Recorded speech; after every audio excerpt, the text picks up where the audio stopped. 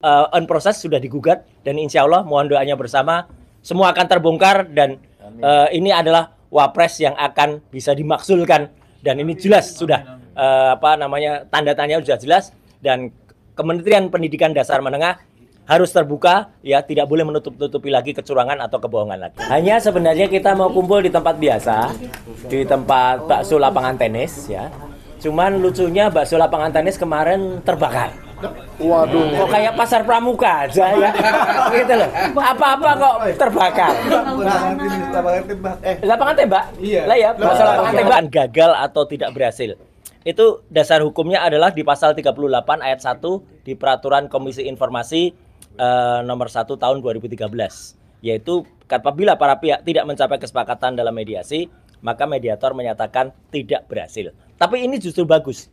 Karena kenapa saya katakan bagus? Karena justru disinilah nanti Pak Dr. Punatua dan tim ya, artinya kita semua, itu justru akan bisa menemukan di dalam sidang berikutnya siapa yang bersalah. Ya, apakah KPU atau ANRI ya, gitu. Karena kedua-dua belah pihak ini seharusnya terjadi satu proses di mana Komisi Pemilihan Umum menyerahkan kepada Arsip Nasional Republik Indonesia dan ANRI yang menerima. Tapi kita juga dengar ya, barusan juga kita dengar bahwa KPU baru saja disanksi juga ya, karena apa? Bersifat hedon ya gitu, karena melakukan kegiatan kemana-mana pakai private jet ya. Ada hubungannya atau tidak? Itu saya kira nanti juga akan terungkap ya. Jadi artinya kita semua juga di sini tadi Pak Punatua juga mengatakan bahwa memang ijazah yang sudah kami teliti dengan ilmu ini memang 99,9% itu palsu. Justru kami telah bersurat ke 8 institusi termasuk ANRI ya, Arsip Nasional. Itu gunanya itu apa? Untuk memperbandingkan mereka itu jujur atau tidak. Rumusnya apa? Itu nanti yang akan kita berikan. Karena kita tahu nanti antar satu dengan lain itu ada satu ciri-ciri yang mana ciri-ciri itu akan mengetahui ini benar apa tidak. Apakah benar ijazah itu memang baru muncul di tahun 2012 atau sudah sebelumnya? Atau yang tahun 2012 pun ditarik ke belakang ke 2005 dan 2010. Jadi itu kata kuncinya. Jadi saya justru memohon doa restu kepada seluruh masyarakat Indonesia agar mediasi yang sepakat untuk tidak sepakat ini nanti justru akan baik bagi masyarakat Indonesia. Karena kita akan di mana yang salah dan di situ nanti sudah terpilih dan sudah kemudian lengser itu, tapi untuk selanjutnya karena bapak dan anak sama saja ya gitu. Artinya like father like son ya, pohon itu atau buah itu jatuh tidak jauh dari pohonnya. Kalau dalam pepatah tradisional juga mengatakan kacang mongso ninggal nolanjaran. Artinya apa? Artinya ya kalau bapaknya begitu, anaknya sama kelakuannya, sama buruknya. Terima kasih. Wassalamualaikum warahmatullahi wabarakatuh. Berarti surat keterangan di Mendikdasmen itu mungkin digugat juga ke KI? Oh harus. Sudah. Ya sudah kan, dan itu jelas betul ya.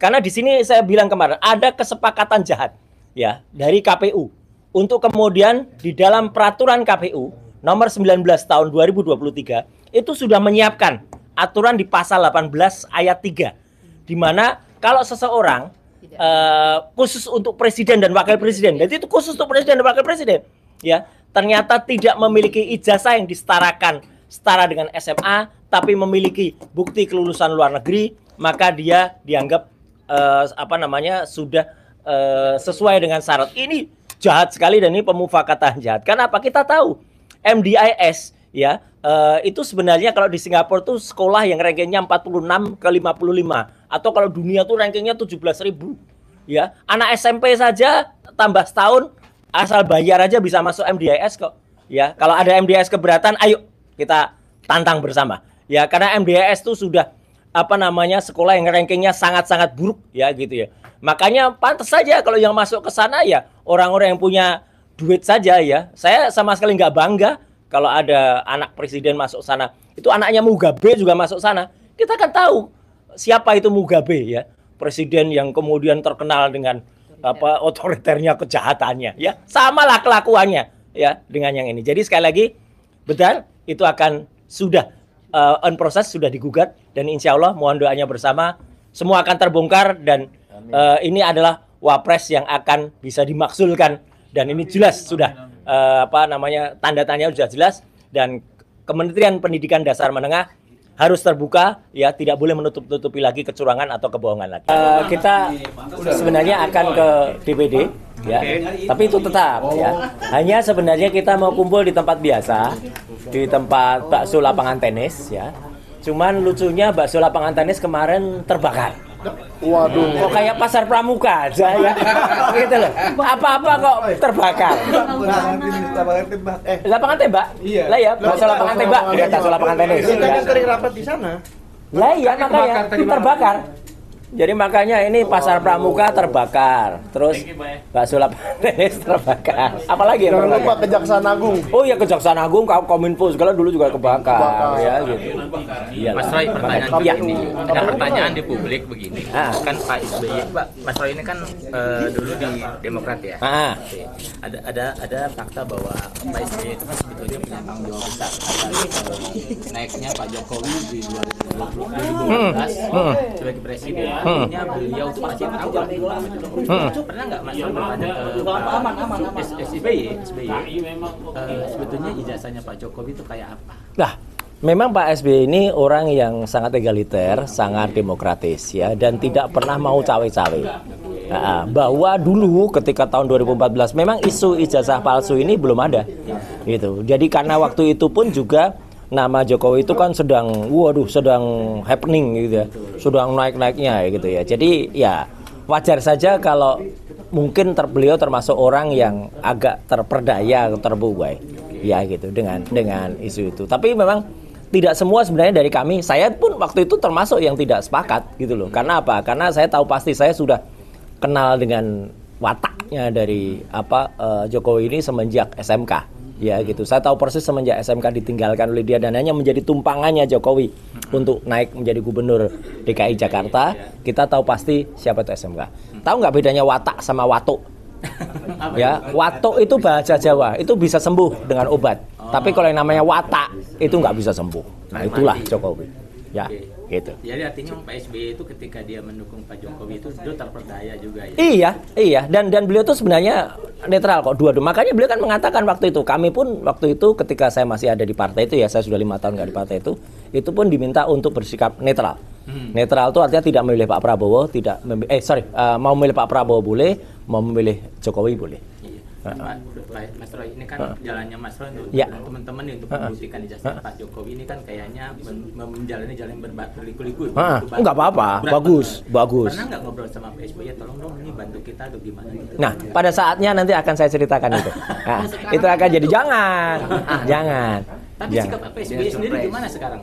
Sikapnya bagus. Dan sikapnya beliau senyum ketika menerima buku Jokowi Sudah Paper. Udah terima? Udah. Komentarnya apa? Udah, komentarnya nanti deh, itu akan jadi cerita yang tersendiri. Ya, udah. Ada netizen yang penasaran. Dulu kan Pak Jokowi itu tinggi badannya terlalu jauh dari Pak Ahok. Betul. Tapi kok di reuni kemarin Pendek. setara sama Raja Juli Antoni. Makanya itu dalam formulir yang dulu dikatakan itu pecinta alam silvagama pun dia menuliskan tingginya di atas 170 cm kan. Sekarang kan pendek. Apa iya ada orang tuh bisa mengkeret? Ya gitu lah. Nggak ada orang bisa mengkeret terus tahi lalatnya pindah-pindah gitu ya gitu. Tapi saya memang bukan ahli biologis. Saya memang bukan ahli forensik untuk tubuh ya gitu. Jadi biarkan nanti analisis dari para ahli biologis dan ahli forensik untuk tubuh yang nanti akan menyampaikannya. Ada sih beberapa catatan-catatan soal itu. Tapi maksud saya Pak, itu kan secara kamera kan kelihatan. Itu kayaknya sama tingginya. Apa mata saya yang tertipu? Enggak. Pertanyaan dari Mas itu sama dengan pertanyaan mayoritas teman-teman. Semenjak dia hilang beberapa minggu waktu itu yang katanya ke Bali terus main sama ATV-an itu ya, dan itu saya tahu tempatnya soalnya kebetulan pemiliknya itu saya kenal ya gitu. Nah, di salah satu pantai di barat ya, di Bali Barat itu ada perbedaan fisik ya yang terjadi dari beliau. Dan itu sebenarnya ya saya tidak boleh menduga bahwa itu adalah Jokowi palsu atau Jokowi KW. Tapi biarkan nanti ahli-ahli saja ya. Saya tidak berkompeten atau tidak berkepentingan. Tapi bukan tipuan kamera ya Pak? Oh bukan, memang beda. Dan memang dulu tuh dengan Iriana kan juga sebahu sini. Sekarang kan hanya sekuping atau semana. Ya. Tapi biarkan sekali lagi ahli-ahlinya. Sebaiknya dijelaskan oleh dokter kepresidenan mungkin. Lah, iya gitu. Mas Ya. satu lagi, di tengah isu Jokowi, ijazah Jokowi palsu, polemiknya sikap SBY sekarang gimana?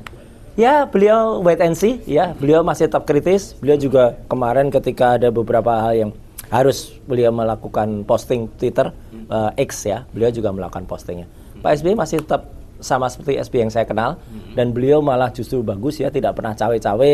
Beliau meneruskan hobinya yang kemudian itu justru bermanfaat bagi masyarakat. Saya 2 kali ikut acara beliau. Yang pertama ketika ada pembacaan puisi karya-karya dari beliau, yang kedua itu di JKS ya, yang kedua ketika beliau bersama dengan teman-teman seniman ya, waktu itu mengadakan pameran lukisan teman-temannya dan beliau sendiri itu di di daerah tengah kota ya gitu. Oke, gitu ya. Jadi itulah harusnya kalau seorang udah lengser itu ya sudahlah gitu. Jadi seperti beliau itu ya nggak usah cawe-cawe, apalagi ikut serta sibuk ya. Dan kalau dikatakan, oh ini sekaligus ya, ada termul yang mengatakan ini nggak ada yang namanya dinasti. Coba lihat, Bu Mega kan juga dinasti. Ya kan, lihat anaknya kan jadi di partai.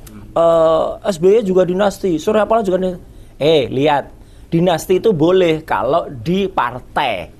Ya, partai itu kan milik kelompok ya. Tapi kalau dinasti diterapkan di negara seperti yang dilakukan Jokowi itu, ya terserah dia. Kalau mau dia dinastinya di PSI, di partai gajah, partai yang nggak punya ijazah itu terserah aja.